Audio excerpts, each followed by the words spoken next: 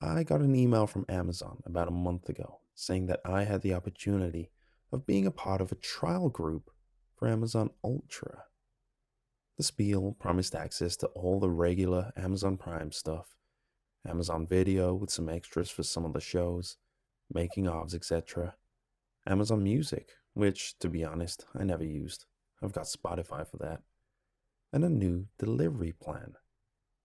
For a hefty monthly fee, I could get unlimited immediate delivery on everything. Drones, apparently, hence the cost. They said it was fast and discreet. It also said it could link to my emails, social media, and phone to be able to predict what items I need and automatically order them. It would even anticipate the time I would need them. Well, obviously, I signed up. I mean, it was expensive, but I had to try it. Emma, my wife, was definitely not very happy. We had a bit of an argument about that one. I'll sign her up for her own account. That way she can see for herself. It took a while to get set up. I had to download the app, give over the passwords to my Facebook, Twitter, and Google. When the app was installing, it also asked for some weird permissions I hadn't seen before. I only skimmed it before clicking OK, so I can't remember what it said off the top of my head. I just remember thinking it was odd. After a month of monitoring my habits, the app then advised me to leave all the doors in my house open and at least the top floor window for optimal delivery access. I went with the bathroom because, it's probably the one room you want to air out. The wife wasn't a fan of the draft though. Anyway, to start with, it was amazing. I woke up the next day and went to brush my teeth and realized I was out of toothpaste. I hopped in the shower, and as I got out, I heard a whirring sound and felt a slight breeze, and lo and behold, there was a new tube of toothpaste in a package on the sink. I'd had a curry on my own last night. Emma was out at an office party, and suffice to say, I was especially pleased to see a parcel containing a new pack of super soft toilet paper, chilled by the early morning sky. The drone was hovering by its gifts, waiting for me to acknowledge the delivery. I pressed the green button to signify I wanted the product, and it flew off, back to wherever it came from. When the missus said she was going on a business trip, there was an 8-pack of beer and a Blu-ray waiting on the coffee table for me without even a thought, all accompanied by a soothing whir. It had started to anticipate my wants. If you'd asked me then, I'd have given the service 5 stars, no question. There were restrictions, however. You couldn't just order yourself items anywhere. It had to be your designated shipping address, a safety feature I rather enjoyed. If they couldn't find a way in, they would leave the item on the doorstep and bump against the door till someone pressed the green button. I thought it was strange, but the email did stress how discreet the service was, so I didn't complain too hard. After all, these things were so convenient. So, when I heard a gentle knocking on my door, I knew what to expect. Instead of some treat I hadn't thought of, in its delivery basket, it was a long box. The box was ripped slightly. This wasn't unusual with some of my packages. The items were always okay, so I just assumed it was due to the speed of processing. I saw a metallic glint through the hole. I unwrapped it and realized what I held was a long, sharp butcher's knife. I saw a torn portion of the label.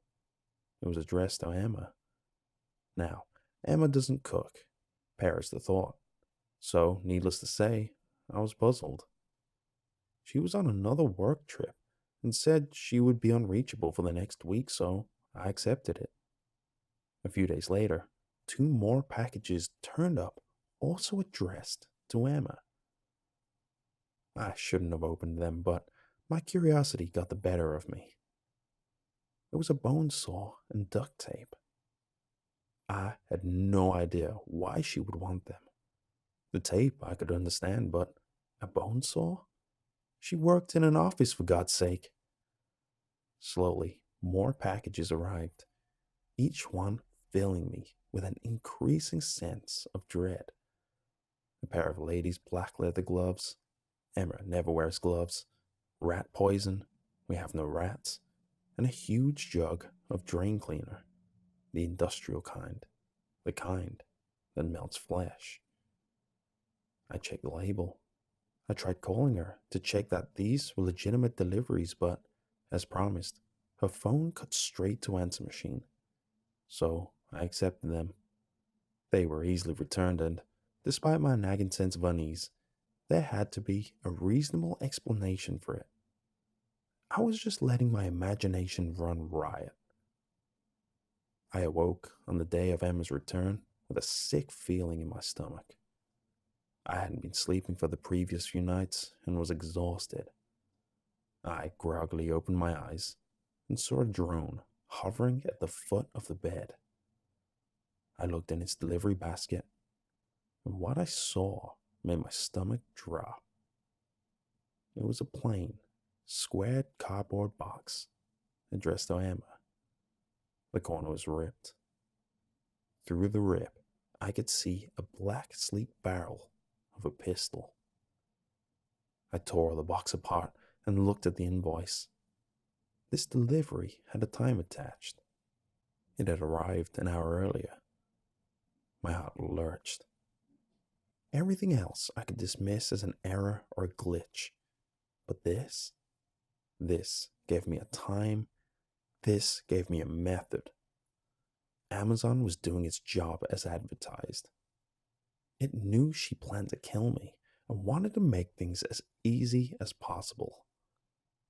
I was just lucky to have signed us both up.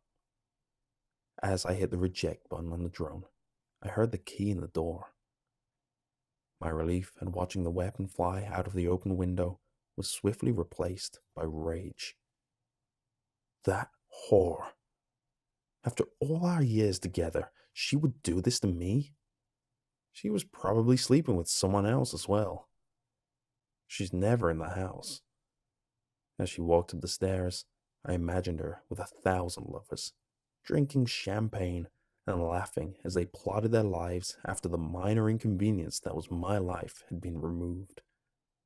She walked into my room, and I screamed at her that I knew what she planned to do. That slut laughed in my face.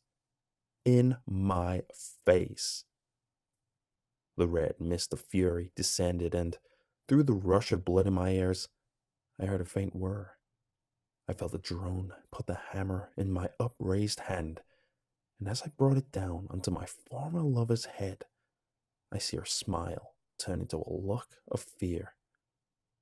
Gray matter slowly oozed from the wound as she fell backward onto the tarpaulin that was already being pulled into place by 2 drones. They really were so convenient. As I poured drain cleaner onto the body, a thought gave me pause. You know what? I don't think I ever did sign her up for an account.